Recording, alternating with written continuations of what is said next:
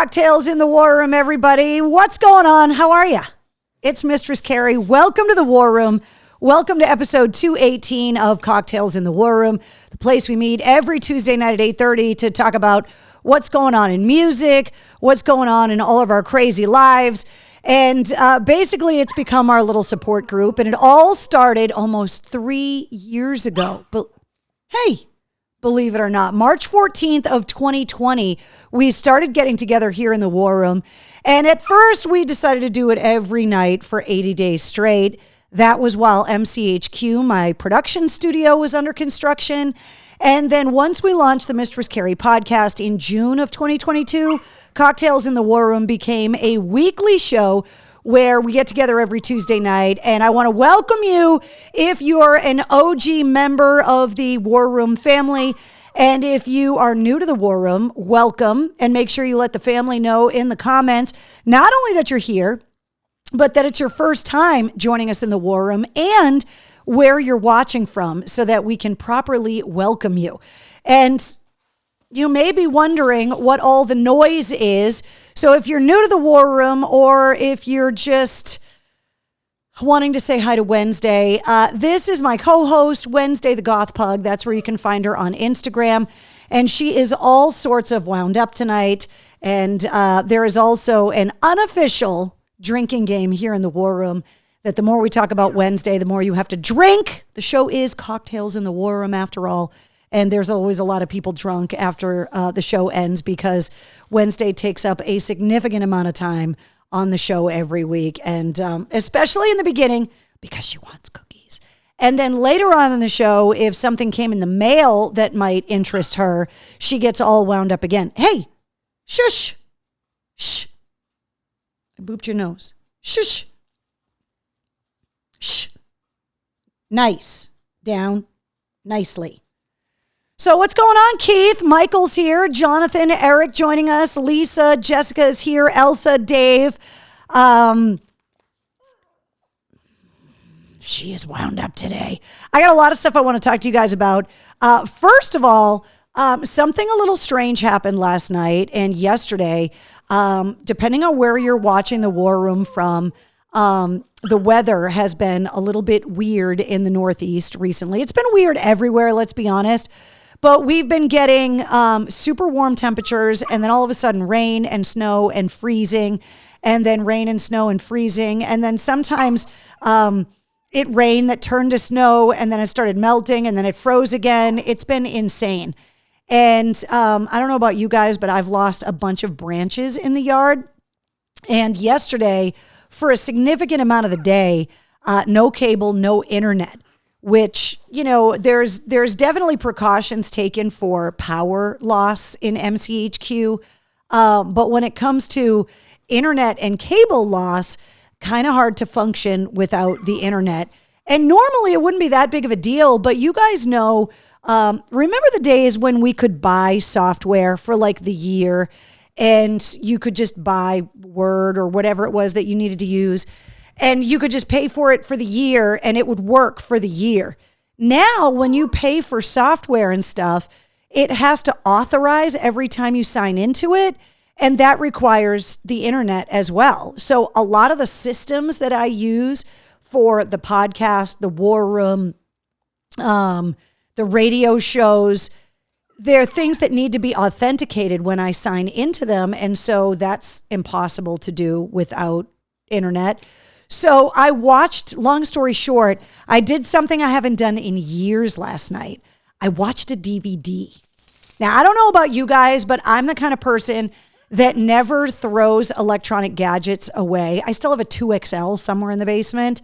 But when it comes to components, especially record players, cassette players, DVDs, I don't have a Laserdisc machine because I never had a Laserdisc, and I don't have a Betamax machine because I never got one originally. But when it comes to components, I just never throw that stuff away, especially with all the stuff that I have, say, on VHS tapes, things that I taped off the television, old episodes of Real Rock TV, whatever it is. I always just saved my old VCR because I was like, well, I have all these VHS tapes. How am I ever going to watch them if I don't have a VCR? So I just always kept one. So I needed to watch something last night. because it was either that or fold my laundry, and I opted not to fold the laundry. So I watched Field of Dreams on DVD last night to keep myself occupied until the cable and the internet came back on. Keith says, you are late. You messaged me saying you would not be late and you were fucking late. What kind of a monster are you? Keith, I was not late. I was on time tonight. Are you talking to me? Brennan said, man, I wish I had a VCR still. You can still find them. You definitely can find them in thrift stores usually. Whether or not they work, but I'm sure you could find someone to repair them. But I always saved my VCRs. I actually still have, which was state of the art when I bought it, which was an audio recorder that recorded on CD. So the way that you used to be able to put a cassette in a cassette and hit record, I had a CD recorder like that. And then I had it so that it could burn from one CD to the next. So I used to be able to make copies of discs. And I got it because I was always so protective of my, do you guys see this? I was always so protective of my CD library. And so when I was wanting to play certain songs, see, guys, I brought that in tonight so you guys could see. This is where I stick all of her crinkle toys in that mug, and I cram all of that stuff in there, and this is what she does literally all day. And then I will go and pick up all the crinkle toys and then cram them all and the little fuzzy balls. This is what she does literally all day. So anyway, I was always so protective of my CDs that if I wanted to bring something in for a feature on the radio, I didn't want to bring in my personal CDs because stuff used to get stolen out of the studios all the time. So I would burn copies of stuff to take with me to kind of keep at the radio station, and because I never wanted my original stuff to get stolen. I still have that CD burner. But yeah, I watched a DVD last night, which was so weird that I hadn't done it in so long. And I remember when DVDs came out, I was like, ooh, you don't have to be kind and rewind. Lisa says, I still have a DVD and a CD player. Will says, I have a VCR, an Atari 2600, and a PlayStation 2. So I still have my Atari, but you know what they make, guys? And it's short money because the technology was just so basic back then. They actually have Atari, the old controller with just the square controller with the joystick and the button that has all of the games literally in the base of the controller because they take up like no memory now.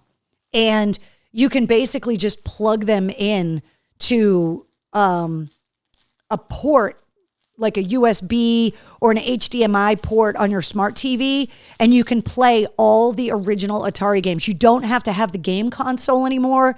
Look these things up. You can find them on Amazon. I forget where I bought mine, but you can literally, and it's got like 100 games in the controller. And when the kids were up for Christmas, I was threatening to hook up my Atari controllers because there was a lot of like Xbox being played. And I was like, you guys want to see a real video game?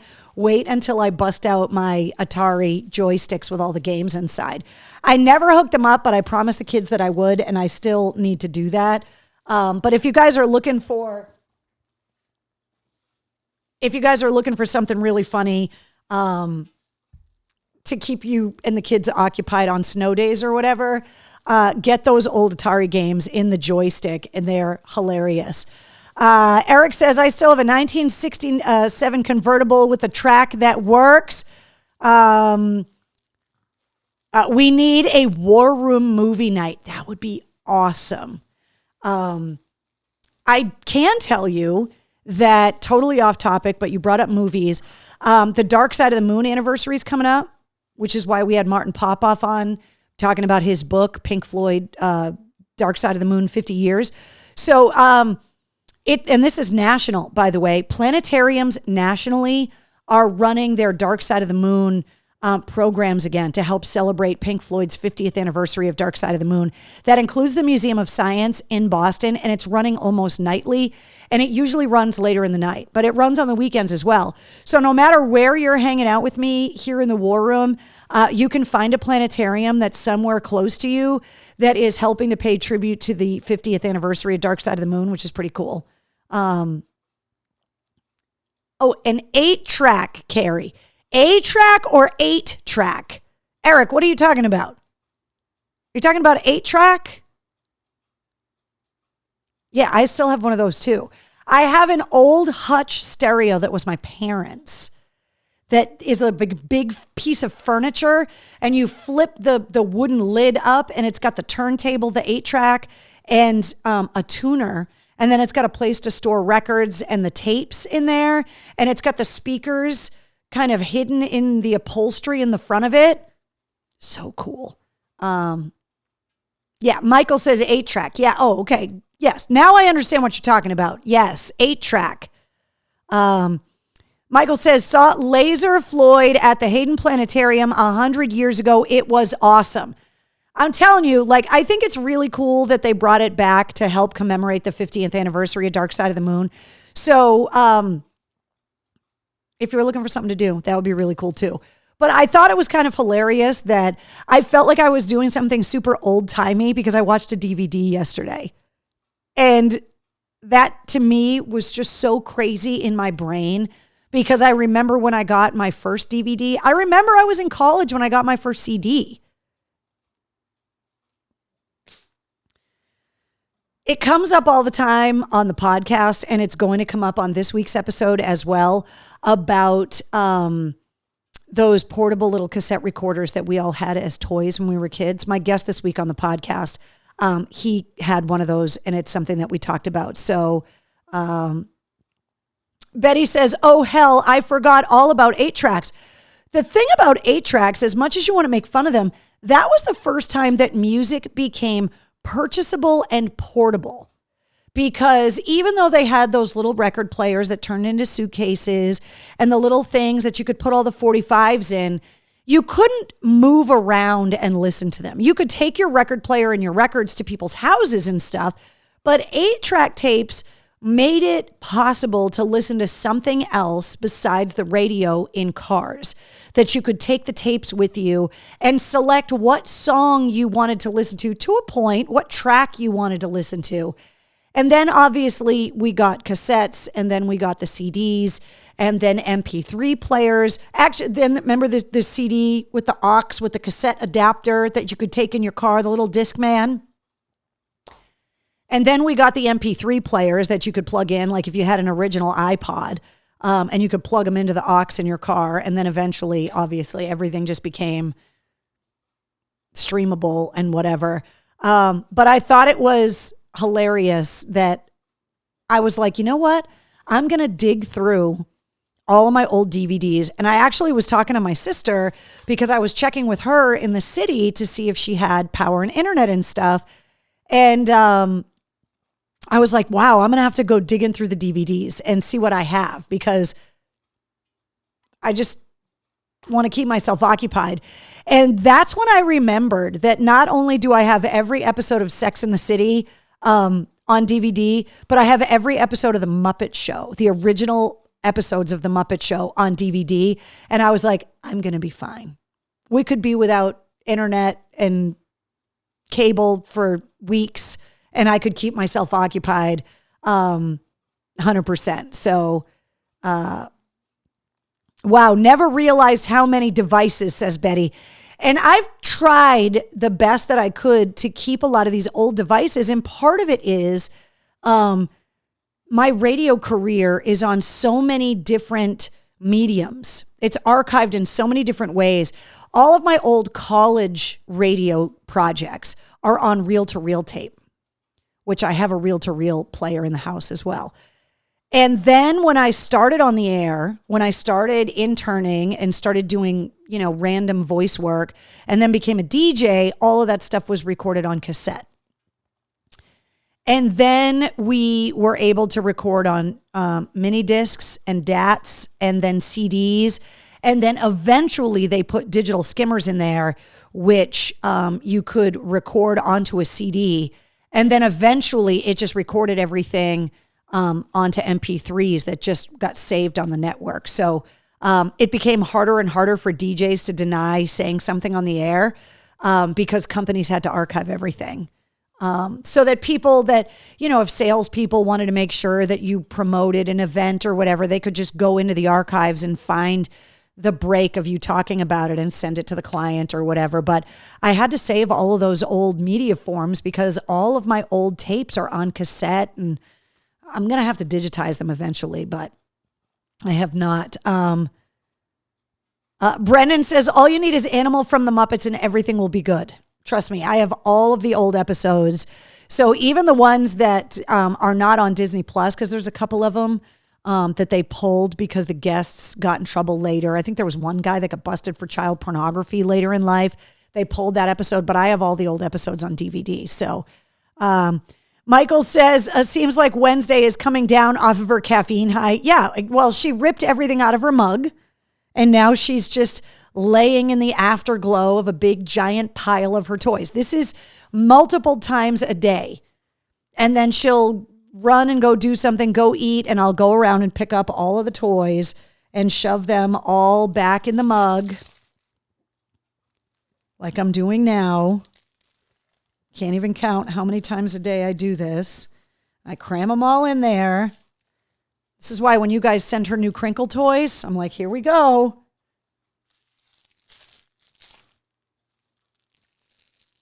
They all get crammed into this mug. There we go. Right, Wednesday? There you go. They're all in your mug again. See how long it takes you to pull them out again. Donna says, I put my Harry Potter DVDs in pretty regularly. Eric says, I love recording animal sounds and sharing it with people. Love to see how she watches your every move, says Jonathan. She does. And later on at night, she is so much more affectionate. And as she gets older, I've had pugs since puppies, and I've also had pugs that I adopted, middle-aged pugs. And it's right around Wednesday's age now, like 4.5 years old, where they start to mellow and become more pug-like, which is, let's be honest, lazy. And she's starting to, but it takes a few years. Puppies can be a little much sometimes. Let's see. I think it was way better back in the day. Kids today have no imagination. Everything is streamed. They don't have to leave the house. Well, look, none of us have to do anything. I mean, do you remember having to race to get to the bank to get cash before the weekend? Do you remember in Massachusetts having to remember to buy beer for football games on Sunday on Saturday because you couldn't buy beer on Saturday? Things change, obviously. But I laughed yesterday as I was watching Field of Dreams on DVD. And I don't know why I picked that. I think because I just got stuck in such a Yellowstone thing over the last couple of weeks where I've been binging to get caught up before the new season starts, or the second half of the latest season, that I was kind of on a Kevin Costner kick. And so I was like, oh, young Kevin Costner, Field of Dreams. Okay, cool. And then I remembered, you know what? I freaking love this movie. So good. Jessica says, in the movie The Perfect Storm, they played Bruce Springsteen. Wait, hold on. This is why I live alone, says Eric. I had to get in line at Sears at the Ticketmaster window. Which, by the way, have you guys been watching all of the congressional hearings on Ticketmaster and everything that's going on? All I can think of is that the guys in Pearl Jam are just sitting around watching this, eating popcorn, just laughing that all these years later, it took Taylor Swift's fans to get pissed off enough to have Congress take up all of this Ticketmaster stuff all over again. Because Pearl Jam already did this 30 years ago. It's just insane. Let's see. Eric says change can be good, but it can be bad too. Yeah, 100%. I mean, we thought we were cutting edge back in the day at AAF when we launched Real Rock TV, and that was on live television at Univision at midnight. And then when we built our website, it was like, ooh, and you can email the DJs and now you can listen to, I mean, everything changed. The way that the music industry has changed has completely, changed radio. It's changed television. It's changed everything. Remember when you got your first VCR and you were taping shit off the TV, or you had to learn how to program it so it would record while you were gone? And everybody's mom had such a hard time if you lost power trying to get the clock not on blinking midnight again. Yeah, don't mess with the Swiftie, says Tracy. Exactly. 100%. Sometimes you can adapt to changes. Sometimes you can't, says Eric. Exactly. So I wanted to share that with you because I thought it was kind of hilarious that I, took a trip in the Wayback Machine yesterday. The other thing that I wanted to share with you guys, and you may have seen the picture up on my Instagram and Facebook and stuff, is that you guys know for a while now, it's been almost a year that I've been dealing with a bad shoulder, that I've been going to physical therapy and my shoulder has just sucked. And during this whole thing, my orthopedist has wanted me to go and get an MRI. And because I had surgery when I was a kid and they put metal in my knee, I just was always told you can't have an MRI. So the orthopedist is like, look, we need to do everything we can to try and get these MRI scans because we really need to know what's going on in your shoulder. So we filled out all these medical records request forms and have been waiting months and months and months to get the surgical records back from when I had my knee operated on when I was a kid, because the metal in my knee is not from my motorcycle accident. So when we finally got the records back, part of the surgical forms by the surgeons themselves weren't filled out, i.e. the exact serial number and the make and model of the metal that's actually in my knee. They never filled that out on the original surgical forms. And this surgery happened so long ago that I sincerely doubt the doctors are still practicing medicine, possibly might not even be alive. So one of the things that the orthopedist said is, well, let's get an x-ray of what's in your knee, and then we're going to send it to the MRI place, and we're going to have all the radiologists look at it, because back when you were a kid, there were only so many options. And so that's what we did. So I put the x-ray up on social media so you guys could check it out. And they came back and said, actually, we believe that you can get an MRI, that we believe that the staples that are in your knee are titanium and therefore are not going to react to the magnets, and you should be able to get an MRI. So today, after I got off the radio and before I joined you guys here in the War Room, I went and had my first MRI. And first of all, I can't wait to see the scans. They told me I'd have them in a couple days to find out exactly what's going on in my shoulder. But I learned something about myself today getting that MRI, in that I don't like confined spaces that way. Now, I know I'm not obviously the first. We're talking about like old technology yesterday at the DVD player versus slightly newer technology and MRIs. But I know that I am by far the first person to have an MRI. I've heard everybody I know has had one, but I've never had one. And I never thought that I had a problem with small spaces. And I've always read up on like the astronaut program, and that they always say that they test them for claustrophobia and that kind of stuff. Flying in the fighter jet, had no problem. Being in small planes as a skydiver, no problem. Getting put into like all kinds of weird little capsules and stuff on roller coasters and all of that stuff, no problem. The only time that I ever remember getting a little bit weirded out, I don't know if you guys have ever gone inside the St. Louis Arch, but I did back in like the mid 90s. An old friend of mine got married and I went out to St. Louis for the wedding. And me and a bunch of friends decided to go sightseeing one day while we were in St. Louis, and I went up into the arch. And when they originally built the St. Louis Arch, they just built it as sculpture, as an architectural like art piece. And then they decided, hey, wouldn't it be cool if people could go inside? So the original arch was not built for people to go inside originally. They had to retrofit the St. Louis Arch to find a way to get people up inside so that they could go up to the top. And then they made those little observation windows.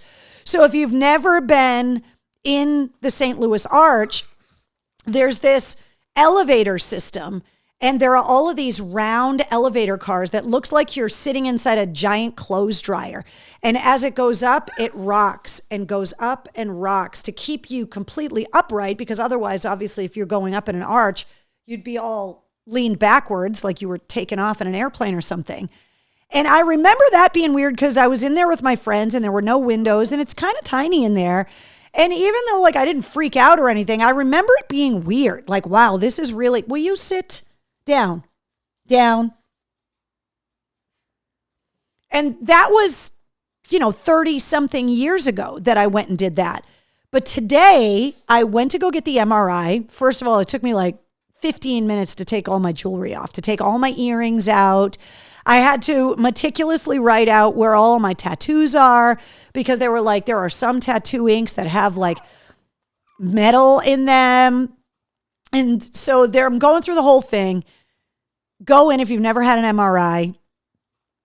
And I lay down and they're like, okay, we're going to take the MRI of your shoulder, but you can't move. We're going to put this button in your hand, in the arm that you're not the arm that's hurt, but in the other arm. If anything starts heating up on you, specifically your knee or your tattoos, hit the button so that we can get you out of the machine, because obviously something is reacting to the magnets. And I'm like, okay, there's nothing weird about this at all. Okay, fine. So I'm laying in there and they're like, this should take about 25 minutes. And it's going to be loud. Now, I've heard people when they got into MRIs that they got to listen to music. I've heard some places let you watch a movie. So I was like, all right, this isn't going to be that bad. And I've seen it on Grey's Anatomy and whatever. The people in the MRI machine are talking to the pervy doctors and all that stuff. So they were like, we're going to put hearing protection because it's really loud once the scan starts. I'm like, okay. So I lay down. They put a strap around my arm to keep my arm super still. Elevate my feet. I'm laying there with, open ass back Johnny. Got the little gripper socks on. They gave me a little blankie for my legs. Like, I was fine. So then they're like, it's going to take about 25 minutes. I said, okay, cool, no problem. And I closed my eyes and it's like a tongue depressor in a donut, right? Perverts. So as I'm getting wheeled into the donut, I got my eyes open and I'm like, wow, this is enclosed. And I thought my head was going to pop out the other end because they're working on my shoulder. I didn't realize that I was like going into like a capsule. And after a few minutes, the woman came up on the loudspeaker and she was like, how are you doing? And I was like, not enjoying this at all. And she was like, are you going to be okay? And I was like, as of right now, yeah. But I don't know if I'm going to make 25 whole minutes. And she's like, well, actually, I wanted to tell you that it's only going to take about 12. And I was like, okay, 12 is better than 25. Pervy doctors, yeah, Jonathan, on Grey's Anatomy. They're all banging each other in all the closets and stuff. So she kept asking me, like, are you okay? Are you okay? And it was better when she was talking to me, but there was no music. It was just this loud. I'm not the only person that's ever had an MRI, but if you've never had one, it's a little bit weird. And so she's like, are you doing okay? Because we're getting ready to be done. And I was like, yeah. And she was like, okay, don't move until I come and pull you out of the machine. And so I got out of the machine, sat up, and she was like, how are you doing? And I was like, I had no idea that I was going to have a problem with that I was okay, but I was anxious in there. And that was something I did not expect. Can I have your paw, please? If you're going to be a pain in the ass. High five. Sit. Good girl. So I was curious if you guys had similar experiences or not. Yeah, it was a little bit odd. Keith says, I want to see Carrie and the Johnny. My ass was not hanging out, by the way, Keith. They let me keep my underwear on, but everything else had to go. And it took me, so then afterwards, right, they send you back in the room and they're like, okay, you'll get your scans in a couple days. Just go ahead, get your stuff out of the locker and get dressed. And then like 10 minutes later, they came knocking and they're like, are you okay in there? And I'm like, yeah, I'm putting all my earrings back in. Like it took the time to put all the jewelry back on. Get to do it again in March. Not looking forward to it, says Betty. Listen to the robot tell you to hold your breath. I didn't have to hold my breath because it was only on my shoulder. I guess if you're having like a scan of like your actual torso or something, you might have to hold your breath, but they didn't tell me that I had to. Michael said some ink has metal in it. That's what they told me. I guess maybe depending on where you got your tattoo, meaning what other country or how old it is. Meaning if you're like an old World War II Navy sailor and you got a tattoo somewhere in the South Pacific, maybe it could have like metal shaving. Who knows? But going through the questionnaires about, like, I can't believe, like, guys that have been hit by IEDs and been hit by shrapnel, like, you obviously can't. The questionnaires about the MRI, I was just like, oh my God, am I going to be all right in there? The only thing I remember about the MRI was the cost, says Jonathan. Trina says, absolutely hated having the MRI. I had a broken neck and could not move anyway, but hated every second of it. Yeah, I didn't freak out. I didn't push the button. I've heard stories where people push the panic button because they just couldn't handle it. But I think I would have been okay because it was on my shoulder. Like I was able to answer the woman and that was okay. I was okay as long as I was talking and someone was talking to me. Hey, there's no more cookies. They're gone. They're gone. You ate them all and you're a pain in the ass. They're gone. No more. They're gone. Don't give me those eyes. Don't lick your lips. I don't have any more. They're all gone. So that's what I was doing before the show today is I went and had an MRI. I will let you guys know what happens with the scans, but I thought it was completely weird. And did they find any alien implants? Just saying. Will? No. And nothing came shooting out of my body. And obviously they were right about the staples in my knee because those didn't come shooting out. And they were like, I was like, well, are they just going to come shooting out? And they're like, well, they've been in there for a long time. So most likely if they start reacting to the magnets, they'll just get really hot. And I'm like, what? What do you mean really hot? Yeah, she wants treats now, Jessica said. Yeah, there's no more treats. They're gone. Now I am worried about tattoos. They told me that it's a super, super rare thing. And from what I gathered, it's kind of like prison tattoo or like third world country tattoos or like super old like World War II tattoos. If you've gotten a tattoo like in the last 30 years at a reputable tattoo shop, you're fine. But they do ask you when you go to have one, like to tell them where all your tattoos are and stuff. My head was locked in a net cage from mine. Was truly the worst thing. Well, mine wasn't because it was my shoulder, but they did strap my shoulder down and that didn't bother me at all. Like that kind of claustrophobia, it was the fact that I couldn't see like daylight. I couldn't see out of the machine. That was what kind of freaked me out. I was not a fan of that. So Wednesday wants to be love tapped. Yeah, she wants to have her nose booped. Do you want me to boop your nose? You want me to boop your nose? Am I booping you? Yeah, exactly. All right. So that's kind of what's been going on around here. Want to remind you guys about some things. Obviously, we're almost at the end of January, which means that the big gig is just, a few months away. Breaking Benjamin, Falling in Reverse, The Pretty Reckless, Beartooth, and Dorothy are all going to be at the second annual big gig hosted by Mike Shue and I at the DCU Center. Tickets are on sale now, and you can get all the details on the events calendar at mistresscarrie.com. Trina says third world countries do not have room service, so I guess I'm okay. Do you think they were asking about lead ink carry? You know what, Mark? It's 100% possible that that's why they were asking. I really don't know. I just answered all of their questions. And they were like, do you have any stents, implants, pacemakers. I mean, they wanted to know. And then I started second guessing myself, like, do I have any of those things? And obviously I don't. But one of the other things is that if you're a welder, because of the shavings that can get in your eyes, welders, they are usually super careful about getting MRIs as well. So just consult your doctor. I'm not a medical expert. I'm not a doctor. As Mike Shue says, I'm not a doctor. I play one on TV or whatever. But I just wanted to kind of share my experience because you can always kind of learn something new about yourself, I guess. And since I had kind of never been in a situation that really kind of bugged me like that, I never realized that maybe that would kind of bother me, but it kind of did. So it's weird. Jessica says they didn't ask you about any personal question about being pregnant. Oh, they ask you all that stuff, 100%. Yeah, for sure.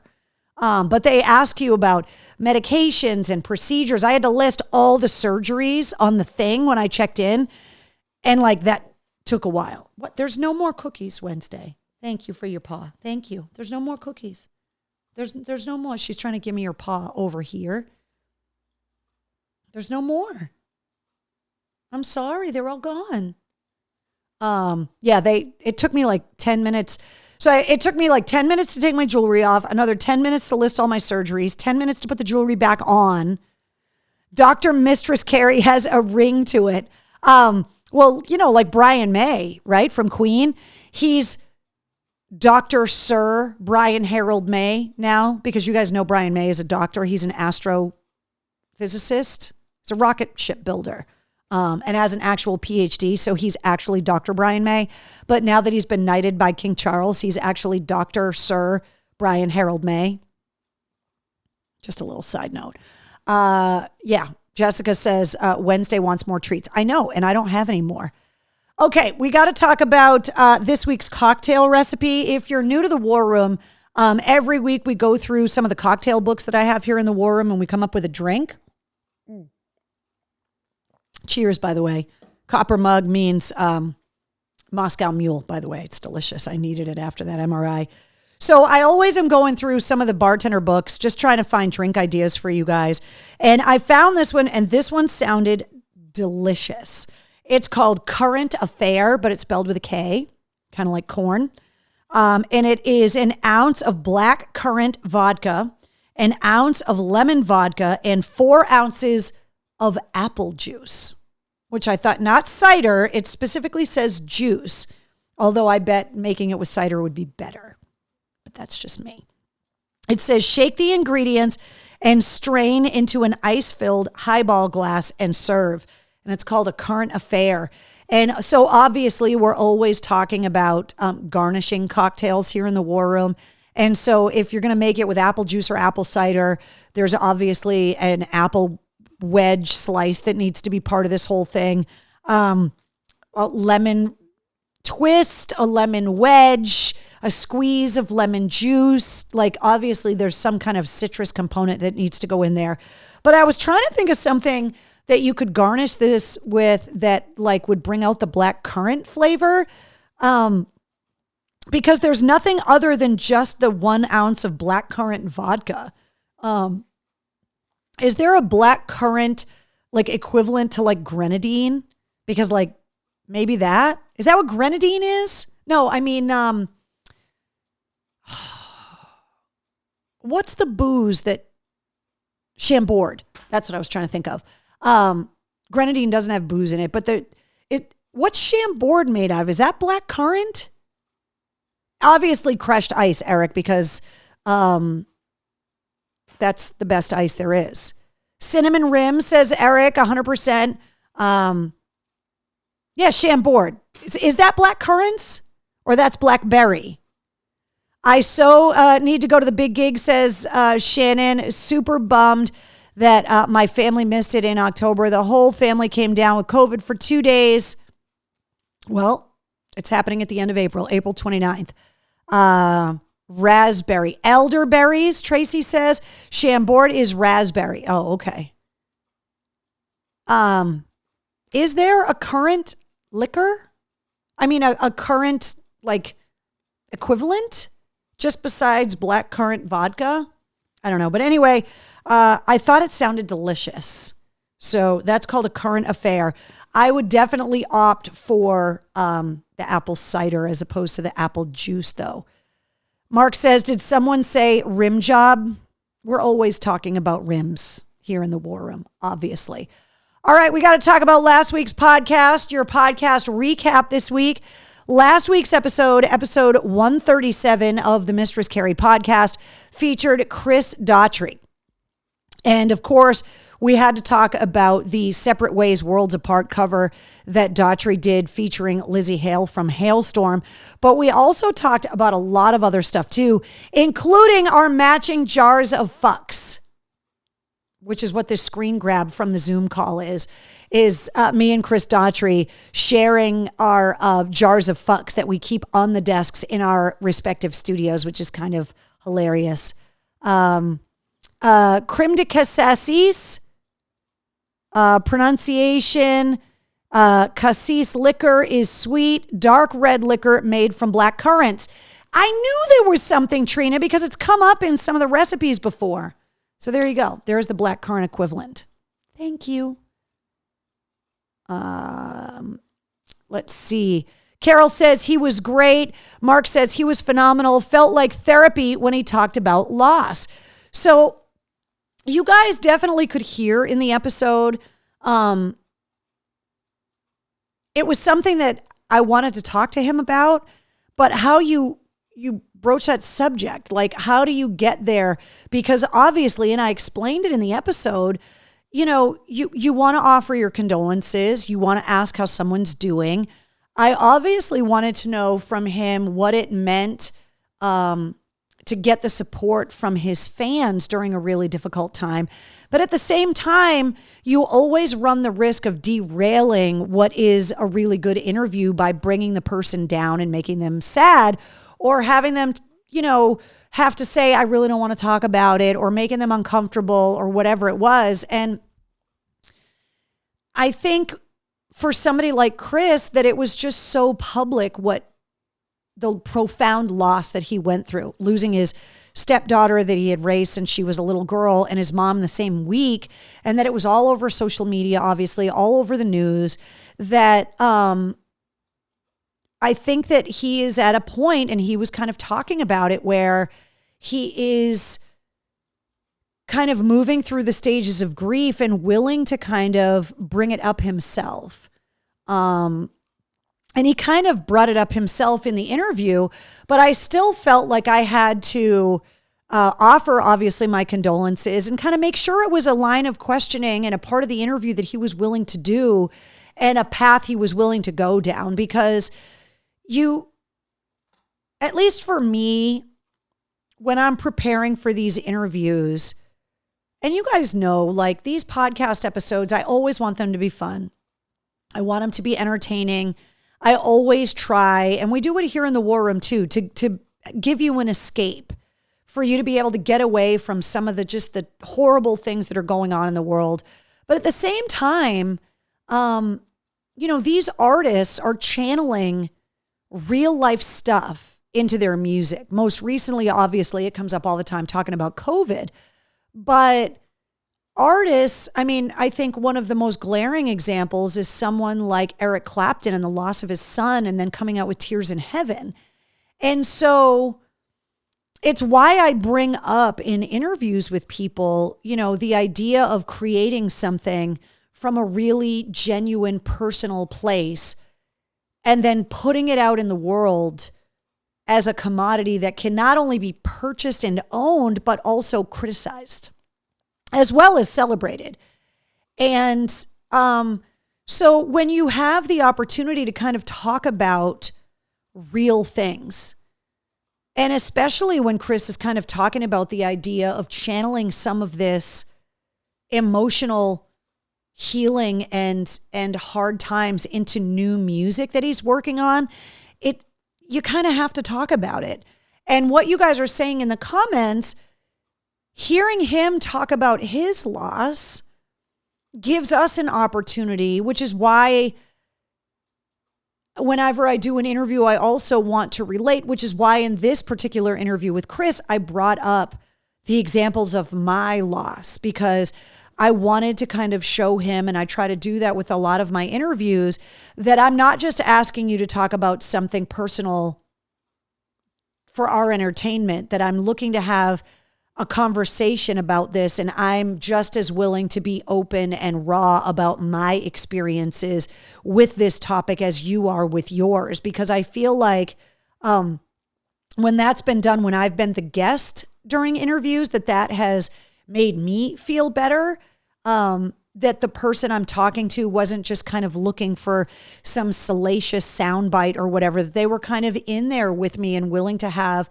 that emotional connection. And I think it's really powerful the way that he is able to be so candid and to be able to talk about the grief process and to be able to talk about, that it's not a straight line. When he started talking about feeling like he had made a lot of progress, and then he was on stage on his daughter's birthday, and that he had to kind of let the fans at the venue know that he was struggling, because he didn't just kind of want to bottle that up, that he wanted to let them know.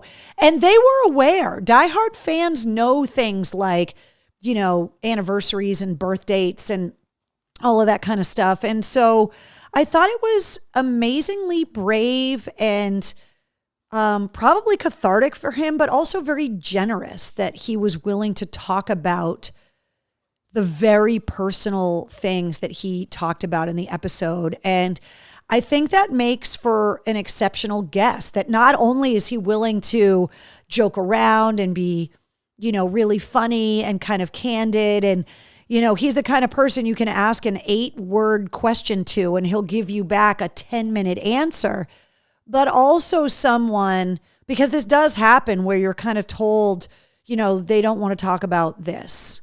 It happens a lot when someone, is in the press and there's like bad blood with their band and they go out on a solo career and they're like, look, I just don't want to get into it. A lot of time it's litigation based, that they're like, I can't comment on lawsuits, so just don't even, their handlers, their management people, agents, or whatever will say, don't even ask them about it. But as you heard in the Edsel Dope interview, that even though sometimes people tell me not to bring things up, I bring them up anyway. Sometimes, not as often as I used to back in the day, but let's see. Jessica said, have you spoken to Sully yet? And how's your mom doing? So I literally was just emailing with the record rep today about the Godsmack record, because I want to make sure that I get to talk to the guys about the record when the record comes out. They just announced a bunch of tour dates. None of them are around here yet. But yeah, definitely for sure. There are a lot of interviews that I have pitched and asked for, and I'm kind of in a holding pattern waiting for them. But there's some really good ones, including this week's episode that I'm super excited about. So Annie Ange says Bruins score 3-1. Oops, 3-2, she says. So I'll take that. So this week's episode, it's not very often that we get members of the same family on the podcast. It does happen from time to time. There are a lot of bands. Jeremy Popoff from Lit talked about having his brother in the band. There are a lot of examples of brothers in bands. And this week's episode is another example of that. And we've already had one brother from the band on. And so this week's episode, I'm excited to tell you, episode 138 of the Mistress Carrie podcast features the other DeLeo brother from Stone Temple Pilots. We've already spoken to Dean DeLeo, the guitar player from STP. And now this week, we've got the bass player from STP, Robert DeLeo, on the podcast. And Robert, before the end of the year, came out with his debut solo album. It's an acoustic album. There is a bunch of guest appearances and collaborations on songs, and it's called Lessons Learned.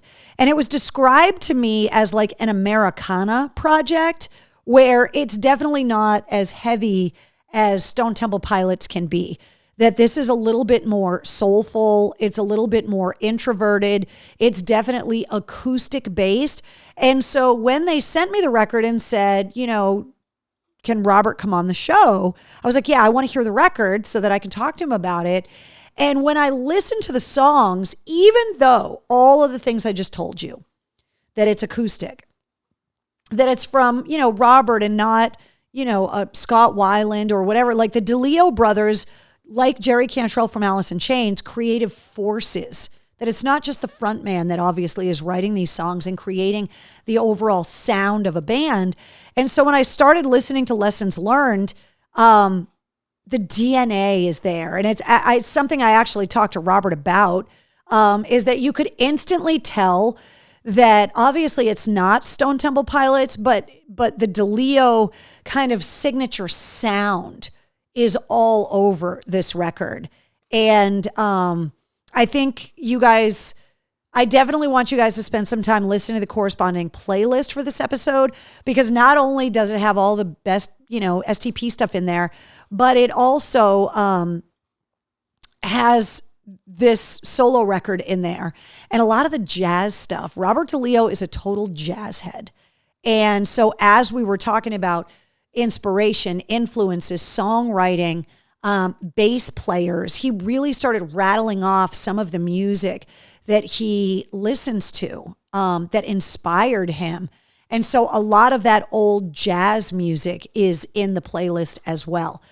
So I'm super excited for you guys to hear Robert DeLeo from Stone Temple Pilots. We talked about the Red Sox. We talked about the Boston Pops. We talked about the Berkshires and Tanglewood in there. So I think you guys are really going to love this episode. You guys will remember when I had Dean DeLeo on the podcast and we talked about Halloween memories from when him and Robert and their other siblings were kids. And Dean said, you'll have to ask Robert about the Halloween costume in question. I asked him about it and it's hilarious. And I never really spent a lot of time talking to Robert. Anytime that I interviewed anyone from Stone Temple Pilots, it was always Scott Weiland, who I had great experiences with and famously not great experiences with. But then I also had spoken to Dean on occasion as well, but I never really spent a lot of time with Robert, and he is just awesome. Again, someone that really wants to have a great conversation, someone that's willing to open up, someone that doesn't give you one word answers, that doesn't treat questions that are outside of the normal touring, recording, songwriting, plug my album over and over again questions, that when you start bringing things in out of left field, which you guys know is something that I always try to do on the show to give you guys an opportunity to get to know the guest better as a person. He was so open and willing to do that kind of stuff. And he is someone that we talked about, the little cassette recorders that we had when we were kids. That came up again with Robert. So Dean still has the first guitar that he gave it to his son, Mark. That was something we talked about on the podcast. And when I talked to Robert, Robert is a collector. And he actually showed me a guitar in his collection that he calls it a sig fiddle. And it's basically a 4-string ukulele kind of an instrument that's made out of a cigar box. And he actually plays it a little bit in the episode, which is kind of hilarious. Is that the story of his mom dressing him up as an escort? No, that wasn't Dean. Who was that dressed him up as a woman, that dressed him up in drag? Dean talked about how he went in a giant sombrero that his sister had brought back from Spain, and that Robert had dressed up as like a biker gang member when he was like 7. Who was it that their mom dressed them up in drag? Was it John 5? Why do I think it was John 5? Rob Zombie's guitar player, and obviously the guitar player going out with Motley Crue. Do you guys remember? Was it Lenny Kravitz? No, because he hasn't been on the podcast yet. By the way, Lenny Kravitz's new movie, Shotgun Wedding with J-Lo, comes out this Friday. I think it's on Amazon or Paramount Plus or something. No, it was someone that was on the podcast, and they got dressed up by their mom, like in drag. Was it Miles Kennedy? Who was it? You guys are going to have to film it. Somebody's got to know, damn it. I'm going to have to go back through the archives now and figure that out. So I'm super excited this week. Annie Ange says it's on Amazon Prime Video, Shotgun Wedding. It starts this Friday. Fox, the Habs tied it up 2-2 at the Bruins game, Bish says.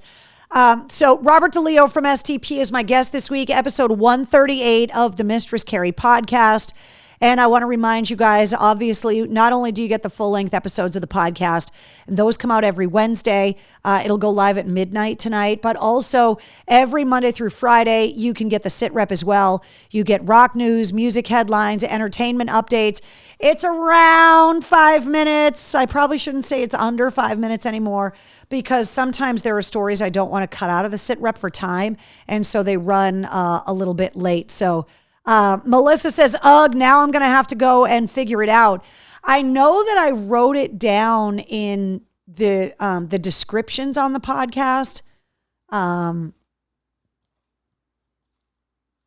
trying to remember who it was. For some reason, I wanted to say it was John 5. Now I'm going to have to figure it out. All right. So the sit rep every Monday through Friday. And I want to remind you guys about all of the different outlets that you can listen to the Mistress Carrie podcast.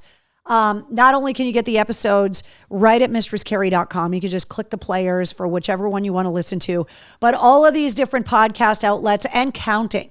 Every time a new podcast app gets launched, the Mistress Carrie podcast gets put there. And it's also something, I actually have a meeting this week about starting to put the full podcast episodes up on my YouTube channel as well. So that's something that's in the works. I don't know when it's going to happen, but it is definitely something that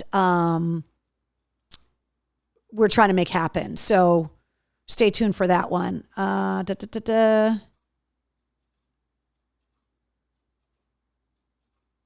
Yes, Trina says John 5 won his elementary school Halloween costume dressed as a prostitute.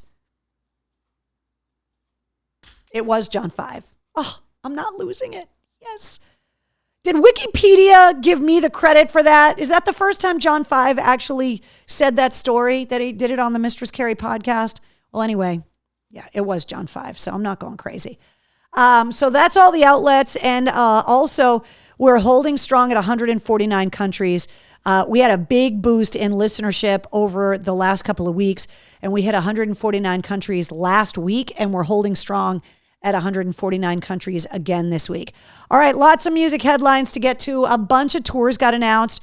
A ton of shows just got added to the concert calendar at mistresscarrie.com. Tickets are on sale. Boston Calling happening Memorial Day weekend at the Harvard Athletic Complex. And the big story is night number one, headliners, the Foo Fighters, which I believe is one of their first gigs back after the loss of Taylor Hawkins. Still no word as to who's going to play drums for the Foos, but the Foos are playing on the Friday night, the Lumineers on the Saturday night, and Queens of the Stone Age on the Sunday night. There's all the lineup. You can get the tickets. The link is on the events calendar, but it's Memorial Day weekend for a Boston Calling. Pretty good lineup. Not as good as it would have been if Rage and the Red Hot Chili Peppers and the Foos played it a couple years ago. Stupid COVID. These shows are coming up fast at Roadrunner, Alter Bridge with Mammoth WVH and Red on February 8th, and Theory of a Dead Man with Skillet and Saint Asonia on February 25th.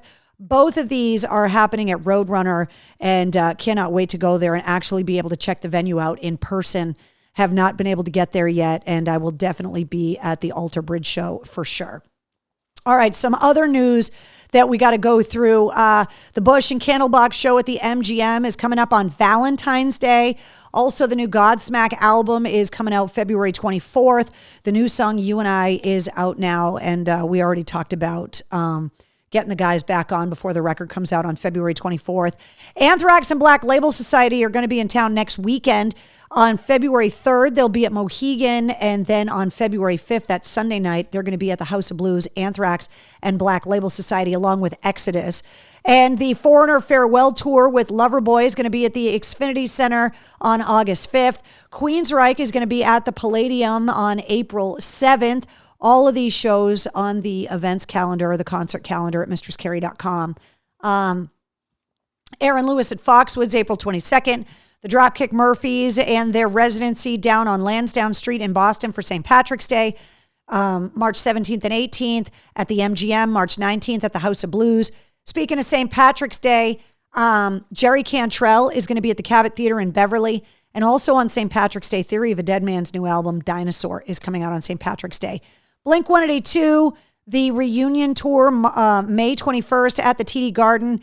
And this one getting announced today, the Dave Matthews Band announcing their tour. They're going to be at the Xfinity Center on June 17th. Those tickets go on sale this Friday. They also have a date scheduled up in Maine, I believe, and they also have another one scheduled in Hartford. Anvil is coming to the Middle East upstairs on April Fool's Day.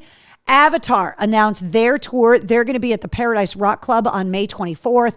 Our Lady Peace is going to be at the Paradise coming up fast on February 10th. Soulfly is going to be at the Brighton Music Hall on February 20th. And Steel Panther will be at the Palladium with Crowbot coming up on March 19th. And then some other stuff to talk to you guys about as well. Chris Stapleton and Babyface were announced as performers at the upcoming Super Bowl. Chris Stapleton is going to sing the national anthem. Babyface is going to be singing America the Beautiful. Rob Halford from Judas Priest announced this week that the new Judas Priest album is not coming out until 2024. He said it sounds great, but we're not going to get the new record until next year, meaning we probably are going to get a new song, I would think, before the end of this year. We also found out we're going to get a new album from Mudhoney. It's called Plastic Eternity, and that is coming out on April 7th. And also the Oscar nominations came out today. And in the music category, Best Original Song, nominations came out for Lady Gaga, Rihanna, David Byrne, and also singer-songwriter extraordinaire Diane Warren, who's written hit songs for literally everybody. She got a Grammy nod as well. So those are the music Grammy nominations anyway. Mail call, nothing came in the mail call this week, guys. So if you sent something, it's not here yet, but no mail call yet this week. Wednesday's over there with her chin on the arm of the couch right now, like anxiously awaiting like something. You okay, Wednesday? You all right over there? Are you pouting with your back to me because I ran out of treats for you? Yes. Want to remind you guys about the online shop at mistresscarrie.com. And that you can get merch at Joe's Albums in Worcester. And also when you go to Joe's Albums, check out the Mistress Carrie rack with my weekly picks of really cool stuff to check out on vinyl. And I have started researching some new post-holiday merch and memorabilia to put in the store. So there's definitely going to be some new stuff coming in the store very soon. I asked for samples. I'm just waiting on the samples to come in. And I'll talk to you guys more about that coming up. If you're celebrating your birthday today, happy birthday. It's January 24th. You share your birthday with Neil Diamond. Also, John Belushi. He gets it in there because of the Blues Brothers. Normally, we are only talking about musicians, but John Belushi counts as a musician because of the Blues Brothers. Warren Zevon, also born on January 24th, as well as Beth Hart and Aaron Neville. So if today's your birthday, happy birthday to you. Happy unbirthday, Keith. Cheers. Yes, Shinedown released their tour dates with 3 Days Grace, Jessica, but nothing other than Bridgeport, Connecticut is in New England right now. So, but yes, the Revolution, I think the Revolution is Live is the name of the tour. And it's only coming to Connecticut. So there's nothing in Mass, nothing in New Hampshire yet. But obviously I will keep you guys up to date if we get some if we get some updated concert dates. Bergeron scores. Bruins up 3-2. Yes. Fantastic. And also want to remind you guys about the Mistress Carrie Backstage Pass on Patreon. The Backstage Pass gives you access to exclusive live streams, which there is one coming up on Sunday night. This Sunday night, we're meeting at 7 o'clock. If you don't have a Backstage Pass, you can sign up for one. Just go to patreon.com/Mistress Carrie, and then you will get the information on how to be able to join me for the exclusive live stream that's coming up Sunday night. You can also submit podcast interview questions, get updated travel blogs, early access to tickets, and exclusive concert ticket giveaways. So if you have a Backstage Pass, you now have access to Alter Bridge, Mammoth WVH tickets, Bush and Candlebox tickets, and Theory of a Deadman and Skillet tickets. So if you have a Backstage Pass, you know how to get your name in there to try and get some tickets. People have already put in some requests for some of these, and I am filling as many requests as I can. And if you've already put in requests and have not heard back from me yet, when I can confirm that I have the tickets for you and how to get the tickets the night of the show, I will be messaging you back. But if you're looking to get hooked up with some free tickets, you can definitely make that happen. And I think we're going to have some tickets to give away in the War Room next week. So you definitely want to join me here in the War Room next week because there will be ticket giveaways as well. So that's a Mistress Carrie Backstage Pass. That's one of the many social links you'll find at mistresscarrie.com. So if you want to find me on Twitter, Instagram, Facebook, TikTok, Cameo, YouTube, make sure you're signed up for the YouTube channel, because not only do all of the episodes of Cocktails in the War Room go there, but also once we get all of the logistics figured out, and basically it's a holdup between the full length episodes, the after action reports, the bonus episodes, and the sit reps to make sure that the graphics are all matching and to make sure that all of the episodes are delineated properly in YouTube. We are going to start putting the podcast up on YouTube. That does not mean the video of the interviews. It just means that the audio will be made available on YouTube, because not every interview I do I actually get to record the video. Sometimes they're willing to let me use Zoom, but not record the video. Other times it's by phone. Sometimes they don't even turn the cameras on. So when the episodes start getting put up on YouTube, they will be audio episodes with the podcast graphics on there. So Terry says, I was named after Terry O'Reilly, January 24th, 1976. Happy birthday, Terry. How's the new studio at 100 FM The Pike? Jonathan, it's coming along. It's still not completely done. They still have a lot of new signage. There's a lot of the old logo that's still up there as they're trying to decorate it and stuff.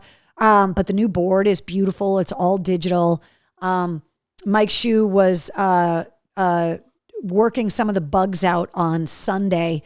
He was on Sunday morning unexpectedly just to kind of work some of the kinks out. And then he was talking about farting and smelling up the studio, and then he took the new studio smell away. So Keith says, guess what, Carrie? Still no pants. But yeah, new studios are always good, for sure. There's definitely some engineering that they're going to have to install so that I can plug in some of my stuff so I can bring audio archives with me and be able to play them in the studio. But Shue gave a tour this morning or yesterday, maybe. Yeah, so you can check out Shue's social media and see a guided tour of the new studio, which is pretty cool. The new digital board is awesome. The board that they had in there wasn't really old. It was a standard radio board that every radio station used to have. But the new digital boards are pretty badass. So Montreal Open Net 6 attackers. Oh, shit. Okay. So there you go, guys. That's this week's episode. New episode of the podcast, episode 138, comes out at midnight, featuring Robert DeLeo from Stone Temple Pilots. And cannot believe that we're 218 episodes of the War Room in, which is just crazy. So that's it. Peace, love, and rock and roll. Catch you on the flip side, says Melissa. I can't believe you live in New England. How do you not wear pants, says Jonathan. I have pants on. It's Keith that doesn't have pants. All right, guys. I will see you guys next Tuesday night here in the War Room. This coming Sunday night, if you have a Mistress Carrie Backstage Pass. And obviously, the podcast episode goes live at midnight tonight, episode 138, featuring Robert DeLeo from Stone Temple Pilots. Good night, guys. Wednesday, you want to come here? You want to come say goodnight? Come here. Come here. No, she's curled up in a ball, staring at me. She's not even laying over here with the toys. She's laying over there, just watching me with her giant pug eyeballs. Do you want to come say hi to everyone? Say goodnight? And she's laying with her paws like under her legs, like all weird. She's comfortable. Whatever. All right, good night, guys. I'll see you guys next week. Good night.